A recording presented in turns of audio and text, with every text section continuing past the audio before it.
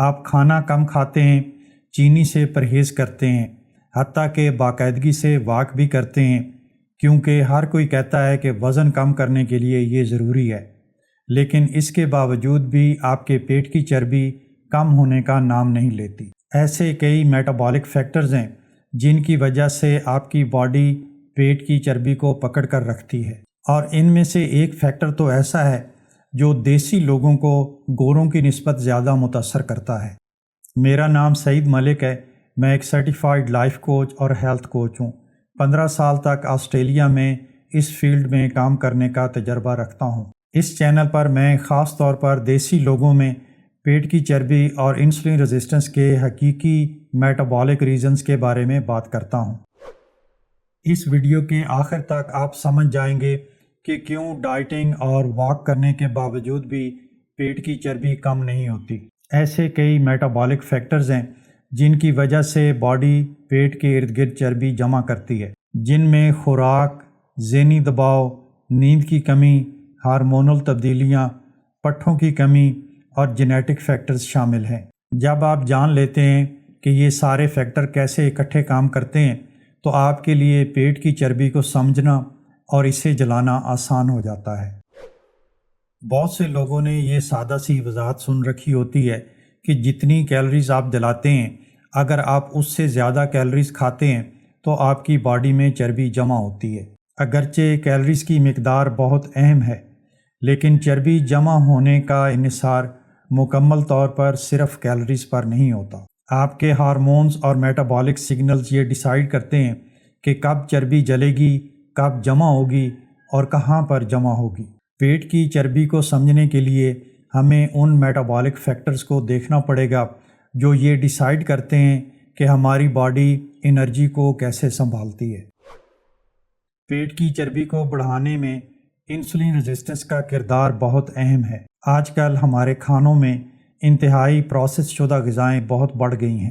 یہ refined carbohydrates کو trans fat اور ریفائنڈ کوکنگ آئل کے ساتھ اس طرح ملا دیتے ہیں کہ دن بھر انسولین کا لیول بڑھتا رہتا ہے۔ بار بار انسولین کا لیول بڑھنے سے باڈی سیلز میں اس کے خلاف ریزسٹنس پیدا ہو جاتی ہے۔ اس کے جواب میں خون میں شوگر لیول کو برقرار رکھنے کے لیے ہمارا پینکریاز زیادہ انسولین بناتا ہے۔ جب انسولین کا لیول لمبے عرصے تک ہائی رہتا ہے تو نہ صرف نئی انرجی کو چربی میں تبدیل کر دیا جاتا ہے، بلکہ پہلے سے جمع شدہ چربی کو بھی باڈی جلا نہیں پاتی، اور یہ چربی پیٹ کے ارد گرد سب سے پہلے جمع ہوتی ہے۔ کئی لوگ جن کا پیٹ بڑا ہوتا ہے وہ بہت تھوڑا کھانا کھا کر بھی اپنا پیٹ کم نہیں کر پاتے، کیونکہ انسولین کا لیول ہائی ہونے کی وجہ سے ان کی باڈی ہمیشہ فیٹ سٹوریج موڈ میں رہتی ہے۔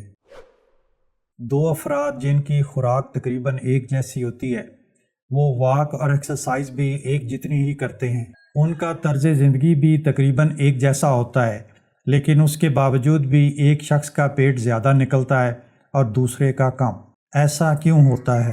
اس کا جواب حاصل کرنے کے لیے ہمیں فوڈ اور ایکسرسائز کے علاوہ بھی ان فیکٹرز کو دیکھنا پڑے گا جو پیٹ کی چربی پر اثر انداز ہوتے ہیں۔